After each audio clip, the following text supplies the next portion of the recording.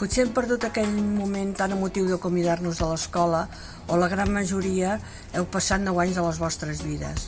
Mirem de plaçar la festa que l'escola prepara per totes les generacions que emprenen nous vols. Perdem un acte, una festa, però no tot el que hem viscut junts. Res acaba del tot i en tot hi ha un començament ple de boires. Memòria, present i futur s'uneixen misteriosament quan vivim una emoció intensa. Aquesta situació ens recorda que tots som fràgils, molt fràgils, i que es necessitem mútuament.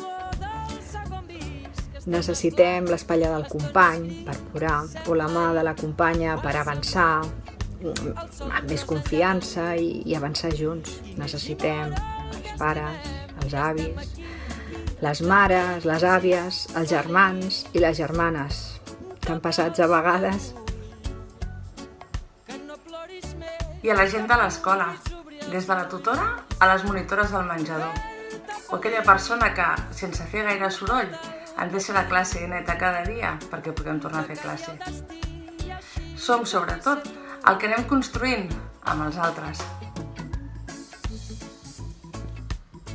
A hores d'ara, encara no sabem què podrem fer després de les vacances d'estiu, del que possiblement serà l'any més estrany de les nostres vides. Potser que no hi haurà festa com la d'anys anteriors. Potser no podrem escoltar directament les paraules que us vol adreçar la tutora o el tutor. Segur que us voldrà agrair que amb les vostres necessitats heu donat sentit a les seves vides, perquè un mestre no és res si no està al costat del seu alumne.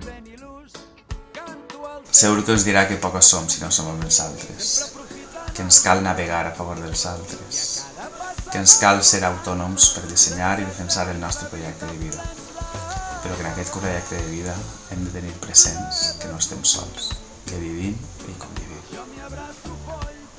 Se'ns en passaran les llàgrimes quan us recordem que vau arribar fa molts anys a l'escola i que encara us veiem corrent pel pati o mirant interessats una cua de formigues carregades de llavors i que recordarem, amb un somriure, el dia que en vau fer una de més grossa.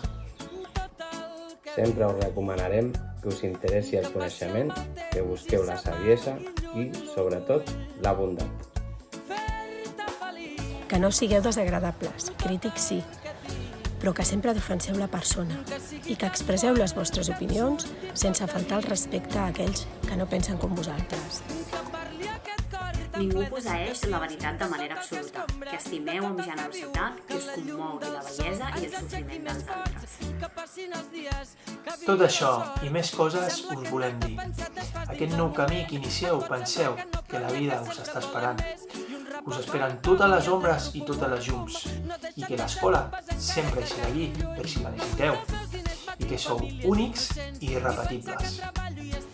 I veieu, que mai ningú us prengui la necessària confiança que heu de tenir en vosaltres mateixos i en el món. I quan puguem reduir les distàncies, serà un bon moment per retrobar-nos i per intensificar encara més aquest vincle que ens uneix per sempre més. Aquesta pandèmia no ens farà oblidar tot el que hem viscut junts. Hem de posposar la festa per evitar mals majors. Una renúncia generosa a favor de tothom. Però el record del que hem viscut ens ajudarà a celebrar aquesta renúncia com celebrem la vida. Molts petons, ara virtuals, però que molt aviat ompliran places i carrers i també els patis de les escoles.